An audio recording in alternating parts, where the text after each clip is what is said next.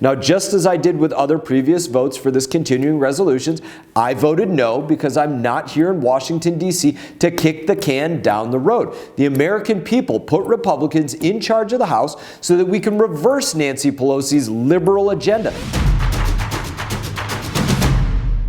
Hey everybody, I hope you're all doing great. As always, I'm here with an update on what's happened in Washington, D.C. this week. There's a lot to share, from the ongoing fight to eliminate harmful discharges from Lake Okeechobee to another funding extension here in Washington, D.C. On a positive note, the House passed several bills to help American small businesses, so let's get started with all of it. First up, the fight for clean water. Community leaders came together last week at the Rivers Coalition meeting after the Army Corps of Engineers decided to pull the lever and dump polluted water from Lake Okeechobee into our coastal estuaries and also those of the west coast of Florida. I had a chance to ask how the Army Corps Jacksonville District, the commander there, James Booth, is trying to prevent discharges into our waterway. We know that they're doing them. What are they doing to not do them? Now, one of the ways that the Army Corps bureaucrats could do that is to re-examine what they have in their toolbox. For example,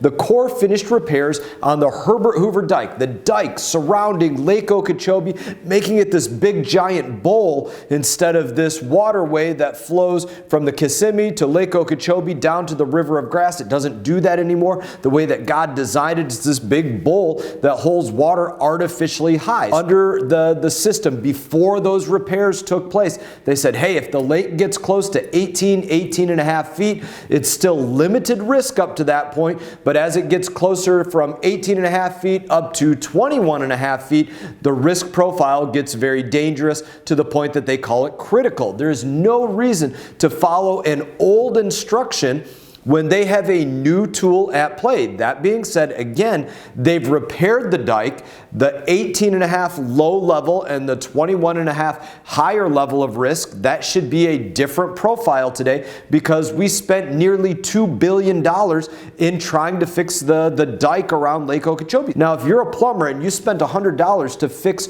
your broken water pipe, it would be essential to make sure that water is not leaking out of that pipe anymore. Likewise, the state government and the federal government, they poured those tax dollars into fixing that dike, so it's essential to make sure that the dike met the metric of why we should have done those repairs to begin with. But when I asked Colonel Booth about how much more water the new dike can handle, he said quite literally, I don't know. Take a listen. So what has that risk envelope changed to?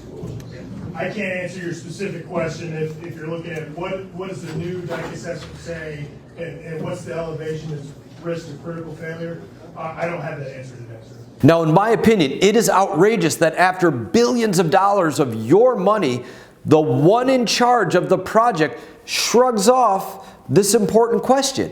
Now, I'm going to continue to fight for clean water and do all that I can to avoid these discharges that kill off our ecosystem, our seagrass, the beds in which the feeder fish go out there and forage and grow up into a thriving ecosystem of fish and manatee and sea turtles and dolphin and everything that we like seeing in our waterways. I'm going to keep up that fight every step of the way. I want to switch gears, talk about something different, government funding. Now, as you may recall, earlier this year, Congress extended the government funding deadline to March 1. They did this multiple times throughout the last year, but March 1, which was yesterday, and March 8, this extension, also known as a continuing resolution, what that means is you resolve to continue funding the government at the levels that they were recently funded at. Now, those continuing resolutions have gone on since Pelosi was the Speaker of the House. So every time we do these continuing resolutions,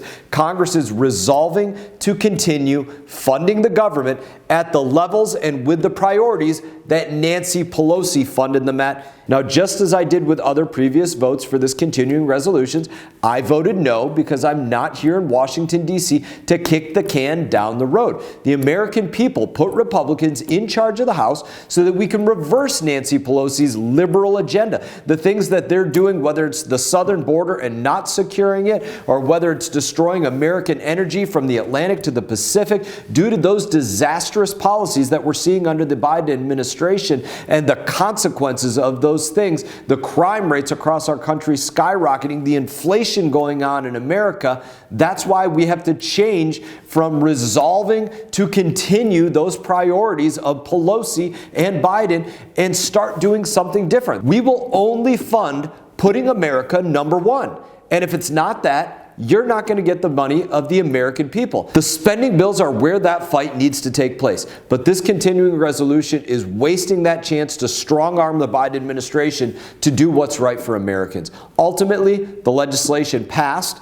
Congress extended the funding parts of the government through the next week and the remainder until March 22, giving more time to work on individual spending bills. I'm always going to work to make sure that every dollar of we the people's money is used responsibly, not for continuing Pelosi's progressive agenda that destroys America. I want to talk on a brighter note at this point. The House passed several bills to help American small businesses to unleash their full potential, even though it's being stymied by the Biden administration. Now, of the several bills that we passed in the House this week, one bill that I want to highlight is the Service-Disabled Veteran Opportunities in Small Business Act. Now, this bill would give more opportunities for small businesses run by veterans who return home from war with new physical challenges. Now, as a veteran who lost legs in Afghanistan, I know firsthand the impact of these injuries, how they have on the men and women who put their lives on the line for our nation, for the American people. Now, by requiring the federal government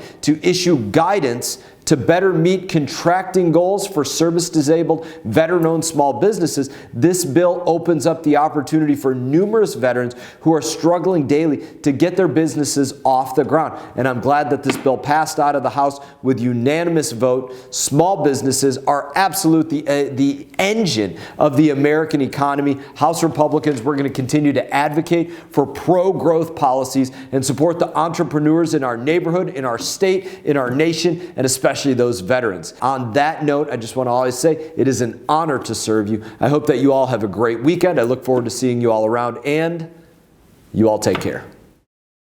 Hey everyone, thank you for watching this video. If you enjoyed the video, please click like and subscribe. I will be back on YouTube with more exclusive content, so stay tuned.